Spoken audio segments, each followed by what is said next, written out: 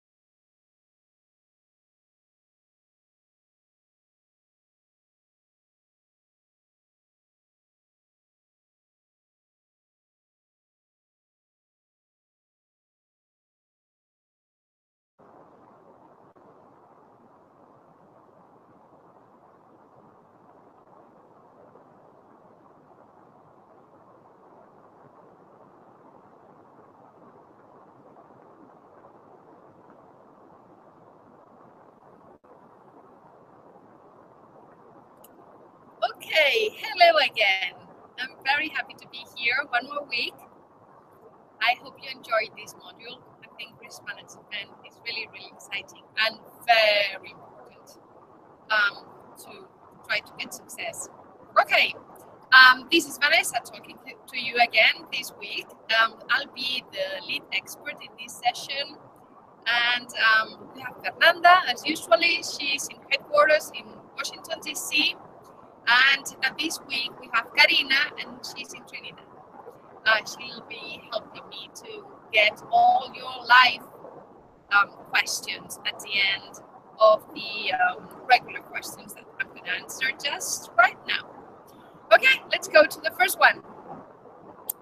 We have more or less 10 questions that you sent us. All of them really, really very good, very interesting, and going to the point, to the key information that we all need to know in order to manage greatly the risks. Okay, question number 1 from David or David, I don't know. This question got 15 votes. And the question says, how to manage all the matrices, yes, shown in the course. It seems an easy task in the videos, but not in real life.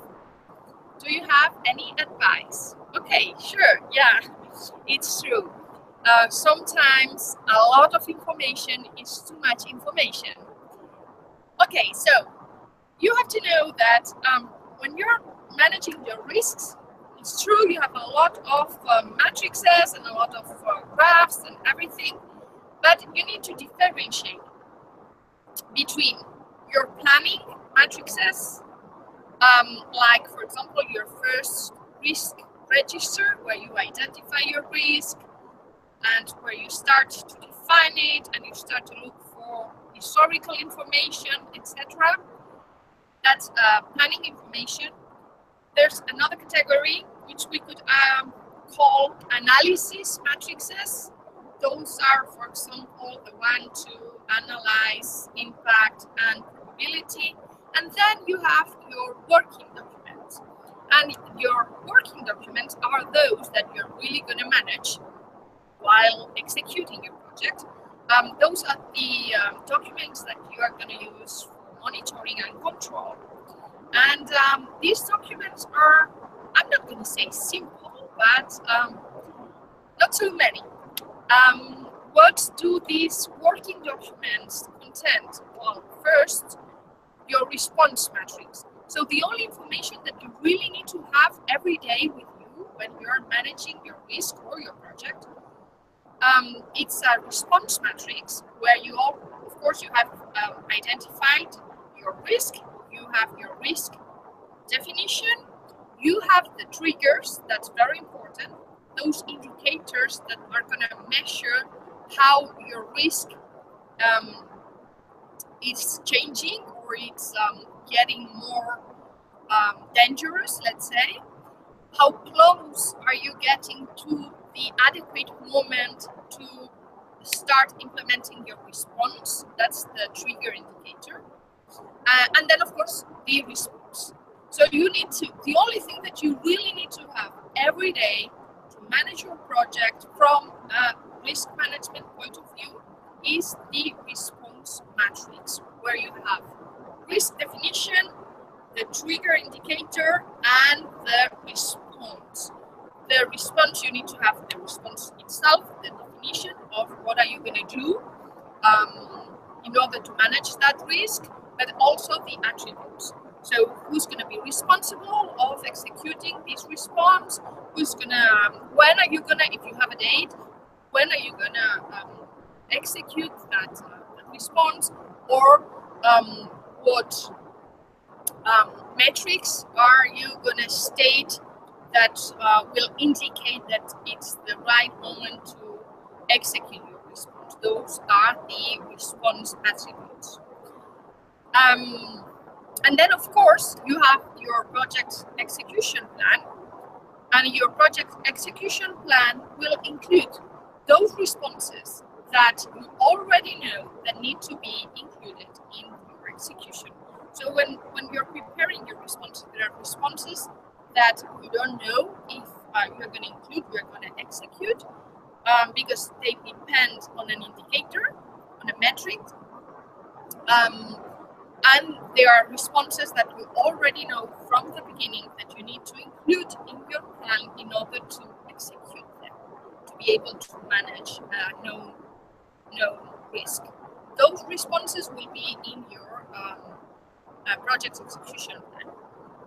So those two are the only documents that you really need to have with you every day on an everyday basis. The response matrix and the project execution plan with your risk management responses included. That's it. The other matrices, you have them, you've made them with a purpose to get information, and you're going to revise them every time you need to, but they're not going to be an everyday tool. Okay. Let's go to the second one.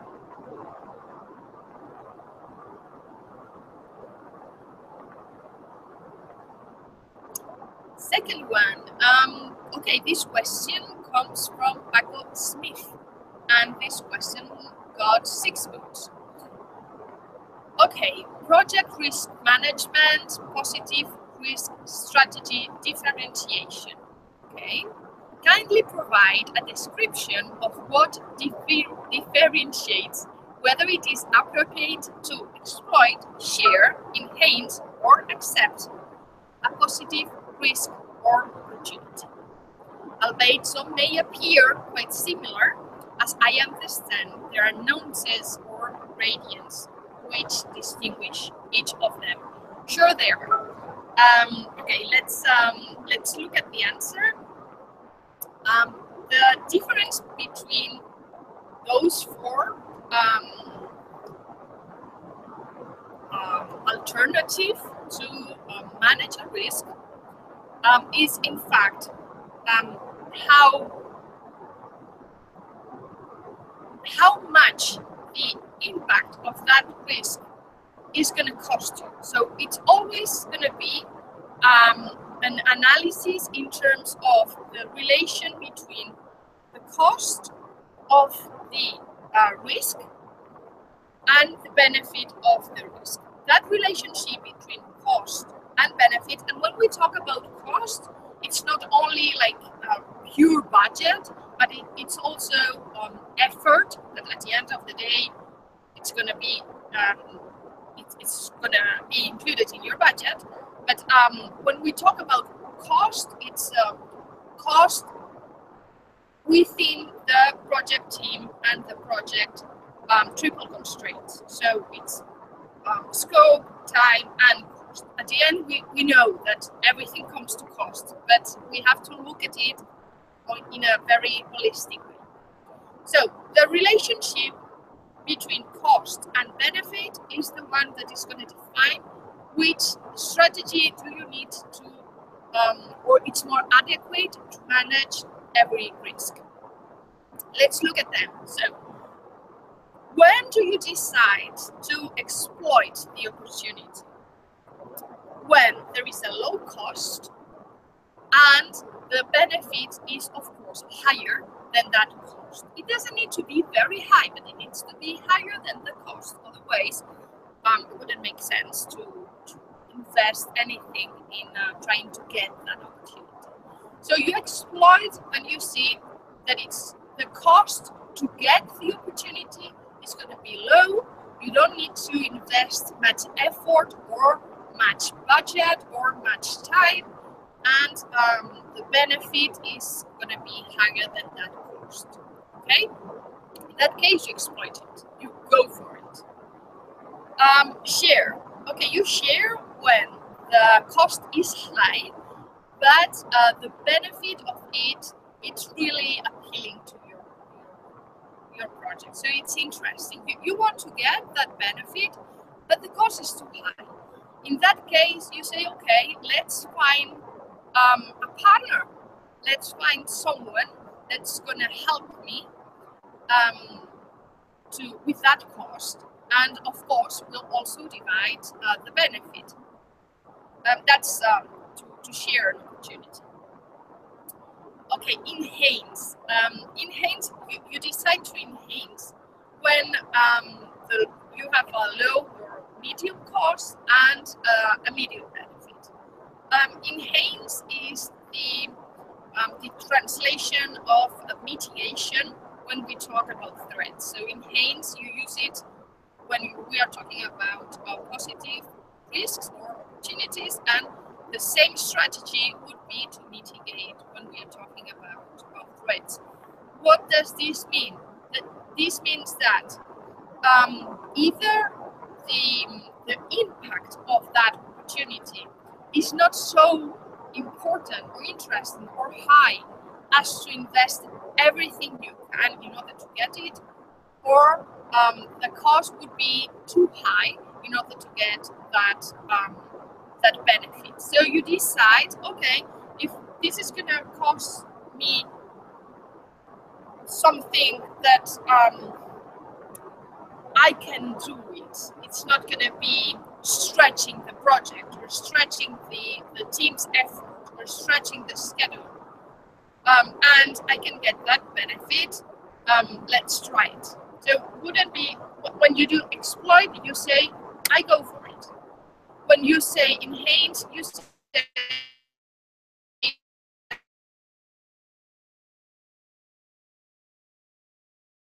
nice to get that opportunity. I'm not gonna invest anything to get it. So if it comes, it will be really welcome, but it's not interesting enough for me to invest anything, either because it's not interesting enough in terms of impact, or because to get it would be too expensive for you. It would be too much of an investment in your project. So you say, I'm not going to do it. Even if we don't do it, we get that opportunity, great. If we don't, well, it's fine, right? So it's, in fact, it is a graduation, and the graduation depends very much on the relation between the cost to the cost you need to invest in order to try to get the opportunity, and the benefit that this opportunity will bring to your project. I hope that I was clear on that, Paco. Okay, next one.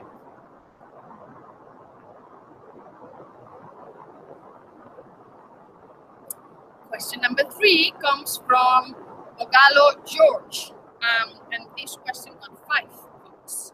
And the question goes like this: are there situations where a transferred risk may change to accepting or avoiding? If yes, which are some of the examples? Yes, all the risks can change. They change, in fact. The evolution of a risk is probably one of the more important tasks to include in your everyday management work, and one of the, I would say, the tasks that we used to forget. It's very it's easy to forget that we need to monitor the risks every day, because risks change a lot. So when could a risk change? Well, when would I say, as project manager, that the strategy to transfer the risk is not the best strategy anymore, and I need to change into another strategy? The first thing I wanted to explain you, to remind you, trying to answer this question, is that to transfer or to share, transferring and sharing, both for threats and opportunities, has a cost. You pay when you try to transfer, or when you propose a third part to accept the responsibility to manage your risk. You have to pay. That's a cost associated to that responsibility. What are you transferring? You are transferring responsibility, and that's you need to pay for that. So if let's say the payment and the benefit again, cost benefit again changes, then you may decide that transferring is not the most efficient strategy anymore. And when I read this question, I was trying to find an example, as George asked me to do, an example, but I was trying to find an example from our everyday life. So a very simple, not so development project examples, but an everyday life example. And there is a very easy one, your car insurance. So your car insurance, when you buy a car insurance, you are transferring a risk, right? And you pay for it.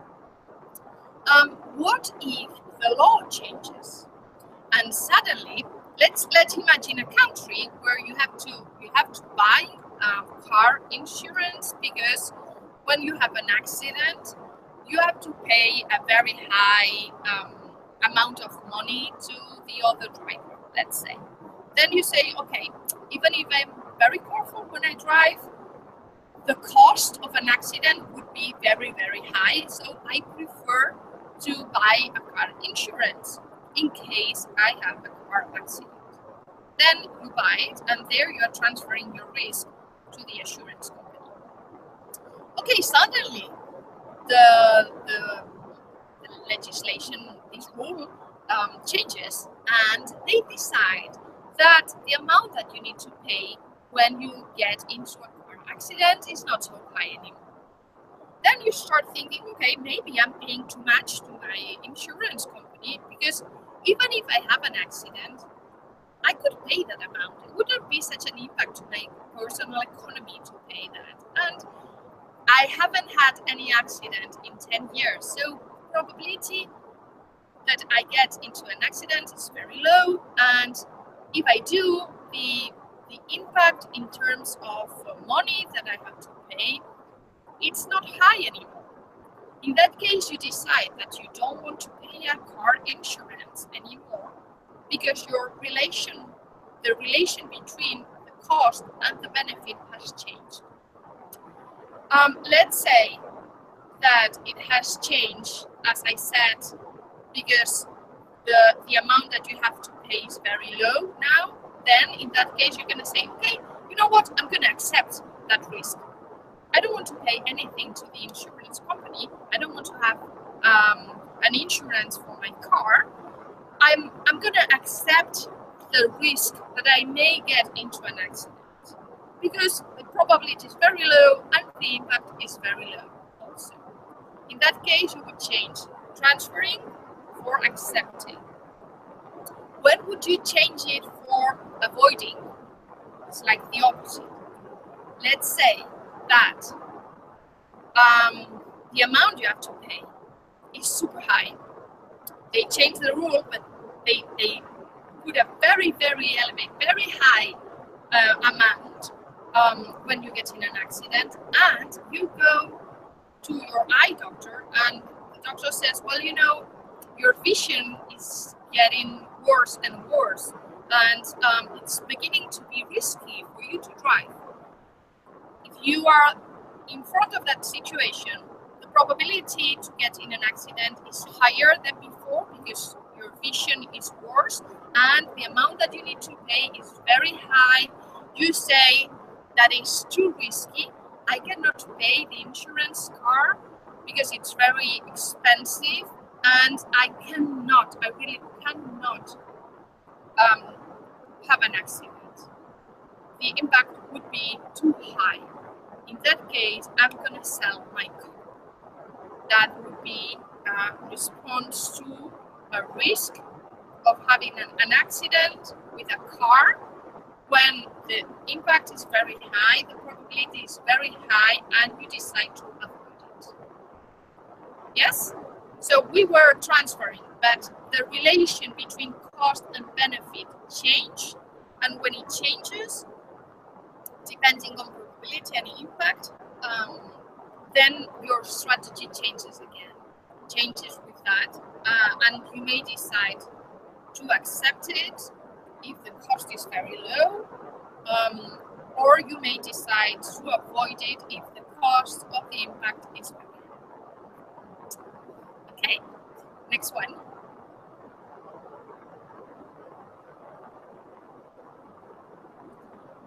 I want to remind you that if I am not clear enough with one question, or if maybe I misunderstood your question and you want to ask it again, at the end of the session we have like 15 minutes to get your live questions, and you can very well repeat the same question again, saying that I wasn't clear enough or I didn't go to the point that you were interested in. Okay? Question number 4. This comes from Angeline Valentin, or Valentini. And this question got 5 votes. And the question is the following one. What is an effective strategy when ensuring sound communication within the project management team? Okay. In fact, it's very important how effective is our communication, especially between our team, right? Okay, so I have like 3 or 4, I don't remember now, but I think I decided on 3 very important facts that will change the effectiveness of your communication. The first one, you need to have to choose, let's say, to do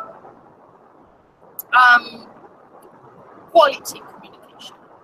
And by quality, what do we mean?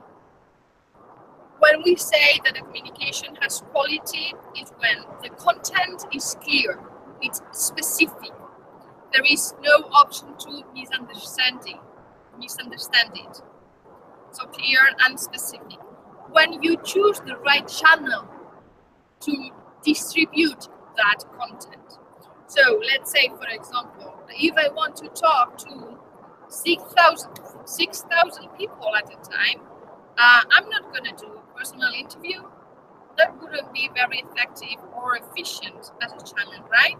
So when you are talking to your team, maybe you have 5, 6, 10 people in your team, and you want to communicate something that's important and that you want to that this content really gets understood and that they introduce the content into the way of working, you need to find the right channel for it.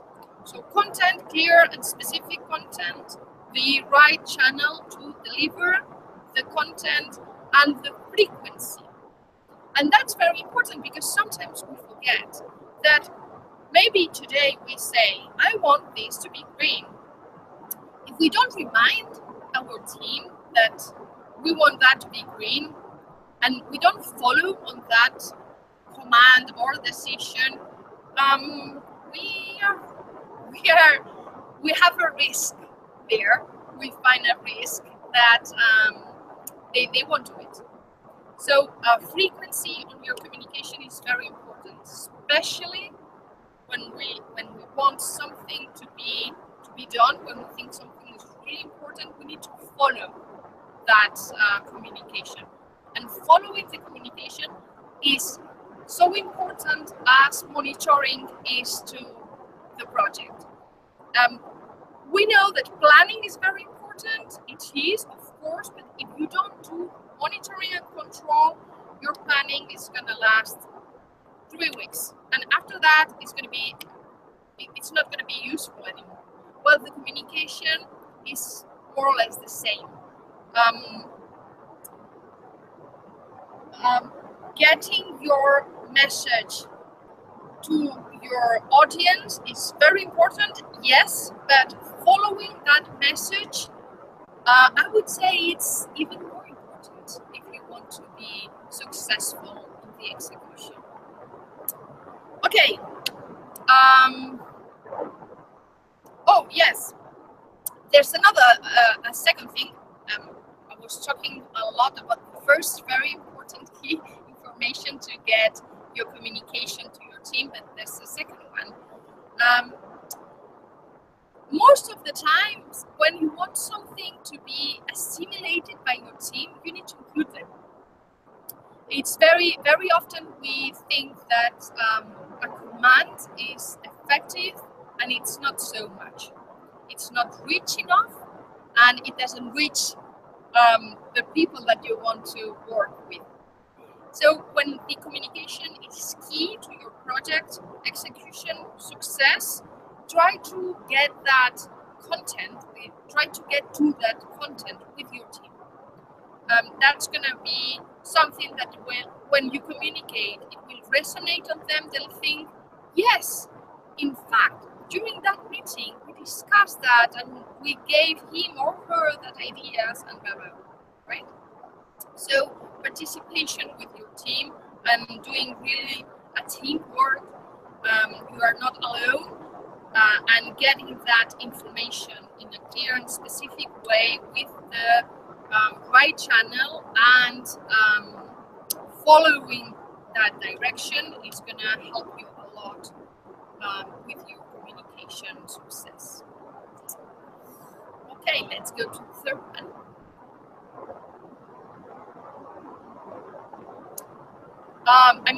Fifth one, question number 5. This question comes from Jan Arnell. It got 15 votes. And the question is, are risks to a project only external? No, we wish they were, but they are not. No, of course, there are a lot of internal risks. In fact, most of the known unknowns are not risks. Okay, most of the known unknowns, so those risks that already happened sometime, and that you know they are there, you don't know if they're going to be, they're going to explode during your project execution, but you know they have before. Those are the known unknowns. Those risks are usually internal risks. And you know them because you have good and bad lessons from other projects. And the unknown unknowns are usually the external risks. When you do a SWOT analysis and you get the strengths and the weaknesses, those strengths and weaknesses, which are internal factors, they will give you a lot of information on to identify risks. So, because doing the SWOT analysis is a very good tool when we're identifying your risks. So when the SWOT, just in case someone doesn't know, it's an analysis that gives you strengths of your project, weaknesses of your project, both are internal factors, opportunities and threats to your project, which are external factors. So the first two, the S and the W, are internal potential risks, and the other ones are external. That's something important. And the other important thing is that most all of the known unknowns will come from your project, from your own project and your own project environment. Next one.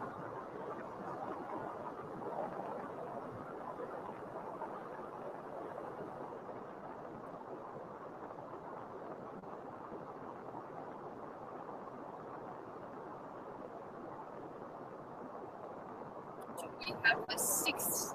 Yes. Question number 6. This comes from Charlene. We've got 1 vote, and it says the question is about inclusion of costs to mitigate risk in the budget. And the question is, should the cost of mitigation risks be included in the budget? If it's not, the budget may be underestimated. Yes, you are totally right, Charlene. If you don't include them, you'll be doing wrong because you're probably getting into a budget problem. Okay, yes, absolutely, we have to include the cost of your management responses into your budget. The question is how? There are different ways. If you have a response that you already know when Are you going to include in your, are you going to execute it? And you include it, and you include that, that activity, that response in your project execution plan, then you need to add a budget for that activity, right? So let's say you are doing your risk assessment very early in the project, and you identify that the execution unit is not able to perform a specific task, and you decide to mitigate that risk by doing a training to your execution unit. Okay, that training, you're going to include it in your project execution plan, and with that training there is going to come a budget. Yes, okay, that will be the first one, the easier one to include in schedule and budget. Second option, you identify an activity or a chain that it's very risky, but you don't know what activities will you implement, if any. You have identified some responses, but you are not sure if you're going to have to include them in your execution, and you're not sure yet. In that case, you decide to include what we call a buffer in the budget of that specific activity, or on the chain, on the whole chain budget. For example, you have estimated the cost of buying something, but your estimations can very easily change because of some market effect. You know that, I don't know, there are many factors that could change the cost of a certain procurement that you need to do. If you know that, but you don't know how much is it going to change, or maybe you don't even know if it's going to change, then you add a buffer to that budget in order to include the difference that could come in because of that external effect. That's a buffer. Third one, for your known unknowns, those risks that are internal and you decide to mitigate because you're not sure, because you don't, the impact is not going to be so high, or you don't know how to eliminate, then you mitigate them. For those risks, those known unknowns, we need to have a contingency reserve. For example, construction works, we always need to have a contingency reserve. For many other very usual projects, it's very healthy to have a contingency reserve. And what is a management reserve? The management reserve is for the unknown unknowns. So you have included a budget for your response plan. You have included buffers, and you have 20% of contingency reserve.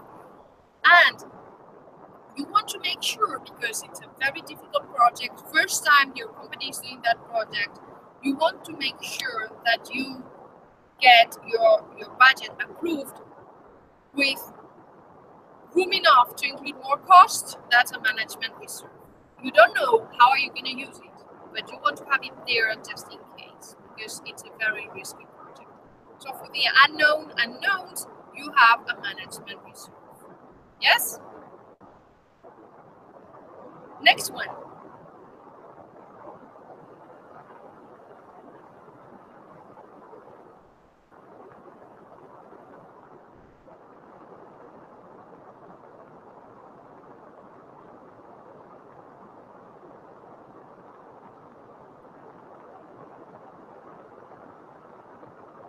Do we have another question? I remember that we do, in fact.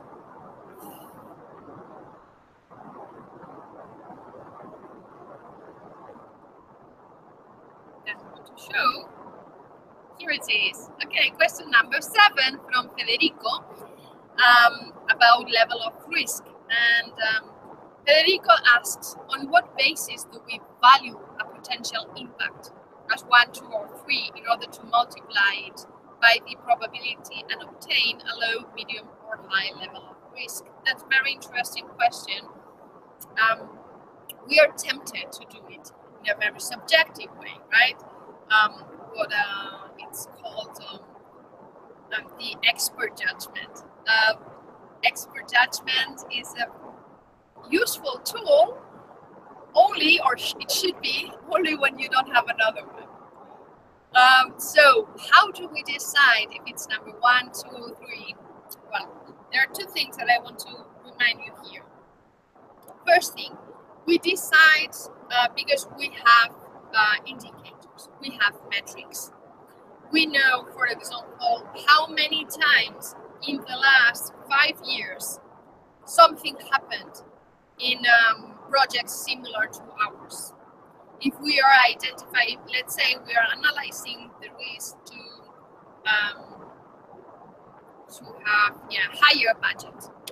And we say, okay, in this department, in this office, or in this country, in this sector, all the projects executed in the last 5 years had at least 35% over budget. Well, that's of course something that's a metrics that you need to use in order to evaluate the probability to get that risk in your project, right? So historical information to similar projects or similar environments, it's very, very important in order to evaluate the impact and the probability of the risk. But how do you decide if something is high, it's medium, or it's low? Well, first thing, you need to define what low, medium, and high means to you and to this project in your risk management plan. So the risk management plan is in fact where you decide, well, you write down the rules to manage risks. So there you write down, okay, in this project, when the possibility to overrun the budget is higher than 10%, this is going to be a medium impact. When the possibility to overrun the budget is higher than 50%, this is a high impact risk. Okay, so you need to establish these rules in your risk management plan. And how do you decide them? Do you decide them by your own? No. What do you have to look at to decide the rules that are going to manage your risk management in this project? Well, you need to look to the environmental factors in your company or organization, what we call EEF, or enterprise environmental factors. Why? Because that's the culture from your company, how your company or institution or organization manages risks. And there you have the tolerance to risk, and there you have a lot of information about how it's always managed. This in order to have the senior happy, or in order to be aligned to the strategic objective. Okay, and also the other thing that you need to look at are the processes. Processes within your organization. There may be some processes that will give you information on how to evaluate your risk or decide on the level that it's appropriate to call low, medium, or high for your particular organization. So you are the one to decide, but you don't decide alone. You decide looking at the culture of risk management in your organization, and that's what we call EEF. And you also look at the processes used in your organization to manage risks.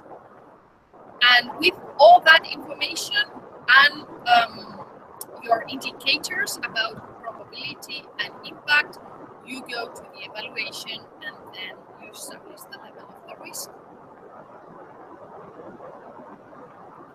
Let's go to question number 8. Question number 8 from Paco Smith. Thank you for 2 questions, Paco. And this question says, toward developing a communications management plan, the inputs normally include project management plan, stakeholder register, enterprise environmental factors, and organizational process assets. Do you see the communications matrix as being a manifestation or product of the aforementioned? Or is it best to view it as a tool that can be used to augment those inputs? Okay. The communication matrix is your working document again. So you have your communication management plan where you say the communication management plan is the document where you state the rules to manage communication, and you include the working documents regarding communication. One of these working documents, the more important, is the communication matrix. So the communication matrix is definitely a product that comes from developing the rules on how to communicate in this project, which is going to be the communication management plan. Yes? What is the project management plan? The project management plan is the document where you include all the rules that apply to all knowledge areas of this project and all the working documents that you'll get when you finalize your planning process. So the project management plan, it's going to be the full rules and the complete document, working documents. One of the chapters of that project management plan is going to be the communication plan, and one of the working documents will be the communication matrix. Yes? So again, you cannot develop your communication matrix if you haven't defined before how are you going to manage, what are the rules to manage communication in this project. So again, project management plan is an input that you need in order to define your communication matrix. The other one was the stakeholder register, right? Okay, the stakeholder register is an exercise that you do to identify all the stakeholders that you need to communicate with in order to successfully manage your project. So that's like a map. You're mapping the actors there. You're mapping all people and institutions that you need to have in mind in order to design the proper communication to get something from them. And you don't only have identified who is who in that project, but how you need to communicate with them and what do we need to get from them. That information you work it in your stakeholder register, and with that you can make your communication matrix. Yes. So up to now, communication plan, project plan, and stakeholders register are for sure inputs to the process where you develop your communication matrix. The last one, I don't remember. Could I see the slide again, Fernanda, please? Because I don't remember the fourth document that back was.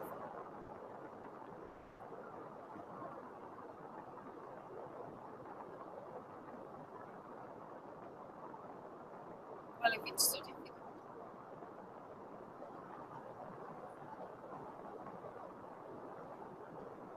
Oh, yes. Yeah, EEFs and OPAs. Okay, well, I said it before. EEFs and OPAs are how things are done in your company. That's what those two elements are telling you, how things are done in your company. Of course, they are also input, very important ones, to make sure that your plan, your communication plan, and your communication matrix is aligned to your company's policies. So you want to be aligned to the corporation that you work for or the environment where you work, and in order to do that, you need to get that information from them, which are the EEFs and the OPS.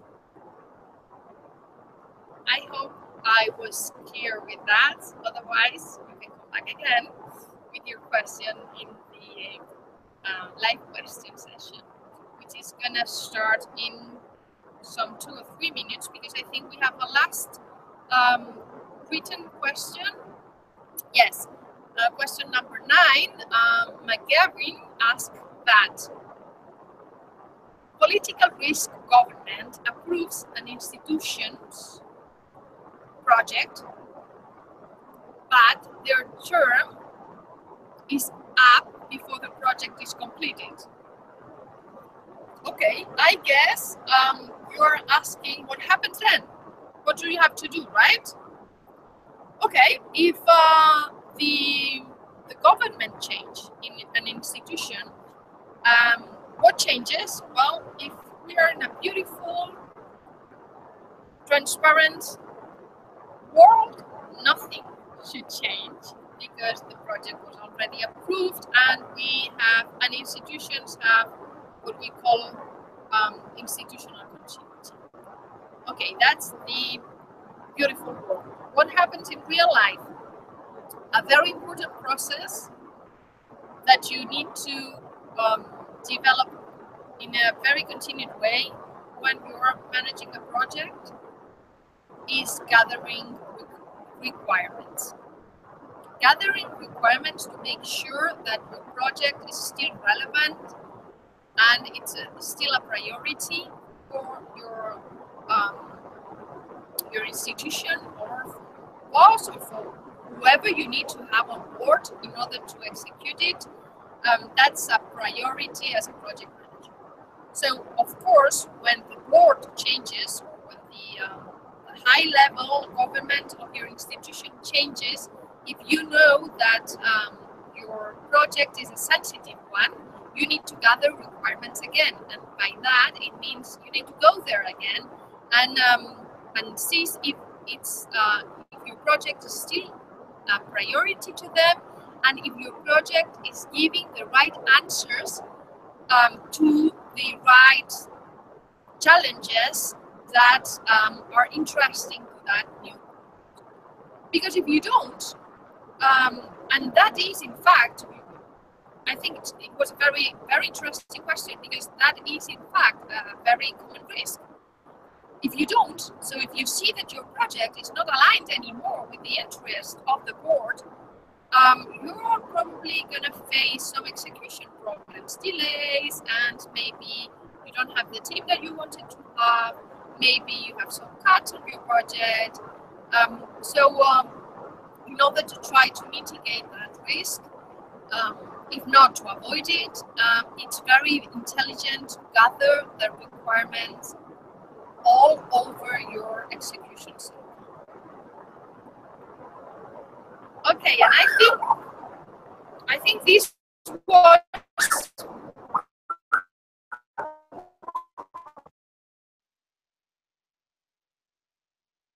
questions.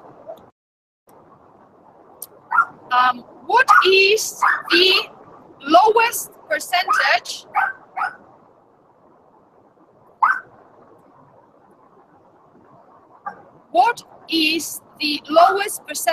percentage to overrun the project budget when managing the risk? And this question comes from Karen Malik Samuels. What is the lowest percentage to overrun the project budget when managing the risk? Okay, very aligned to our discussion question. It depends. It depends on what? It depends on what you define in your risk management plan. There you're going to say, for this project, because I have this information from the my company's factor, my EEFs, And because I have this information from how we manage risk in this company or this institution, the lowest percentage to overrun a project that we will accept is that one. So I don't have an answer because it depends on the project and the company, but I think the question is very interesting because this is the kind of information that you always need to give when you define your project, your risk management plan. That is what a risk management plan is for, in fact, to define these kind of questions. Do we have another live question?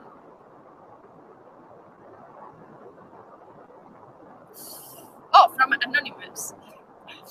We have a question from Anonymous, and the question says, disappeared.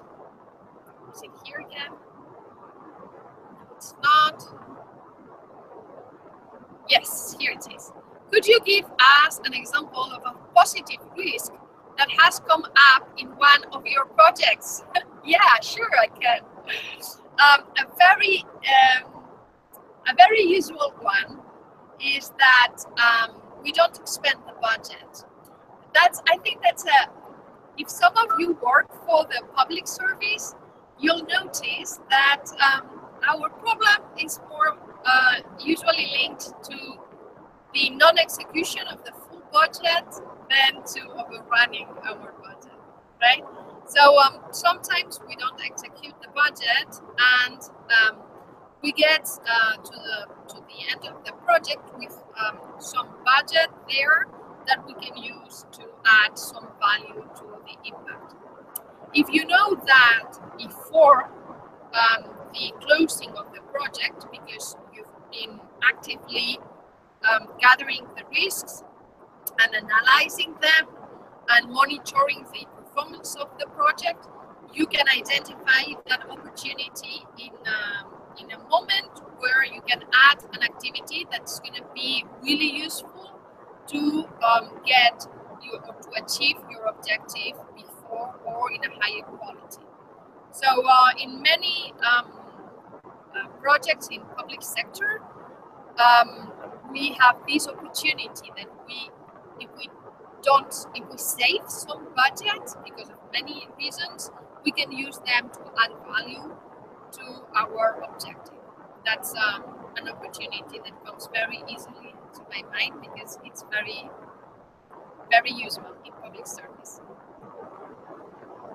We have another one. We have a lot of them today. That's great. Thank you. Question number 3.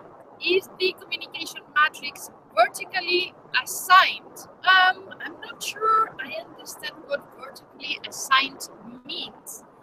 But you know what? Vertically, it's not a very efficient way to manage. Sometimes we have to, but it's a word that it doesn't sound like being very effective to me when we talk about communication in a project, right? I'm not sure if I'm answering the question that you asked, but I would say that whenever you can develop your plans and your matrices in a horizontal way, you're probably getting more successful in your communication.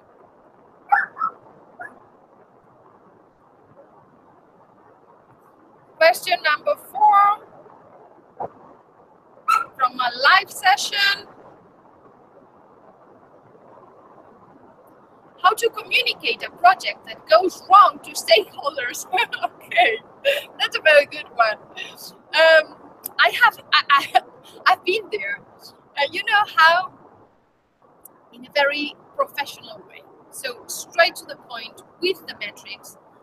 Don't go over the whole discussion on who is responsible for that, trying to get to use excuses. No, you use your efficiency indicators, right? So you use your CPI and your SPI you show them a graphic, very clear, and then you explain why. Why do we have this deviation between planning and execution, or your real performance? Why do we have this deviation? So when you use your indicators, and you can say, okay, I have an SPA of, let's say, 20% deviation, which means I am behind schedule in 6 months. I'm just putting some example, right? And this is because this publication from this bid was rejected, and then you give the solution to that problem to your stakeholders. The message that you're giving them is not that your project is in problems, but that you are a very good and trustful project manager. So, my advice, use efficiency indicators, SPI, CPI. Show them. Say, okay, there is this deviation, you can see it. This deviation has this cost. So we got into this delay, or we got over budget because of this question, blah, blah, blah. And do your forecasting. Explain them, where are we going to be with these indicators in 6 months? And how am I going to get there? So you do your forecasting, and you say, if we continue doing things like this, in 6 months we'll be here. But if we introduce those solutions that I'm giving you, will be in this other place that is, of course, a better place.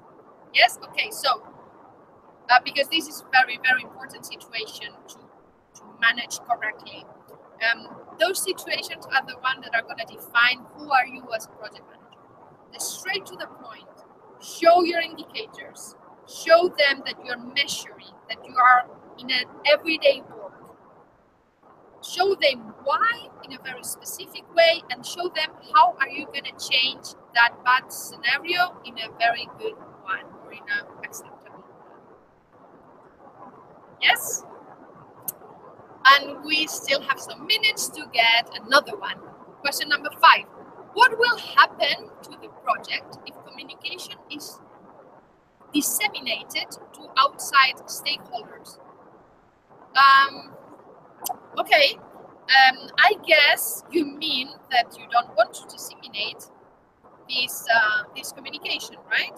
So you don't want this communication to get out of the group of stakeholders that you've decided that need that communication.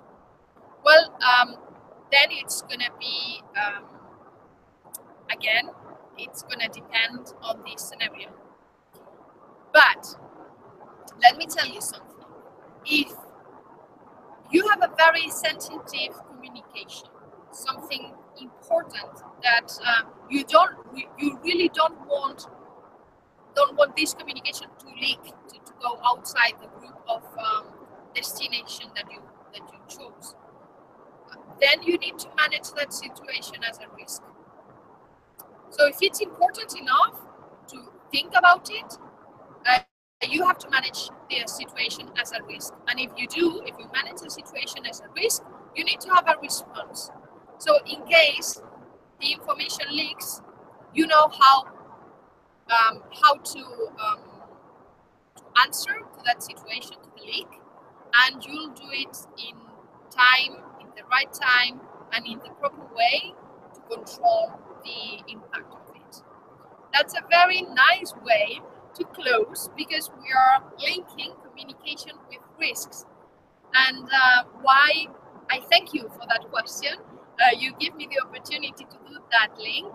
And that's the reason why in this program we teach and we work communications with risk management together, because they are very, very linked, and we need to use communication in order to manage our risks. So when you have a risk from communication or from outside, the communication plan and your communication skills are going to help you a lot. Okay, that was a great session. I love risk management. I hope it was evident to you. You were really very active, and I thank you very much for that. And I want to invite you to the next, to our next session, which is going to be the last one. And I won't be your leader expert there. We're going to have another a colleague that she's very, very good with human resources, and she's going to be very interesting to you. I hope you'll enjoy it, and I'll be there as a backup leader. So I want to thank you now here for your company during those weeks. I hope we'll meet again in another program, in another course, who knows, in life. Thanks for everything. Very kind, very nice to share this space with you. Bye-bye.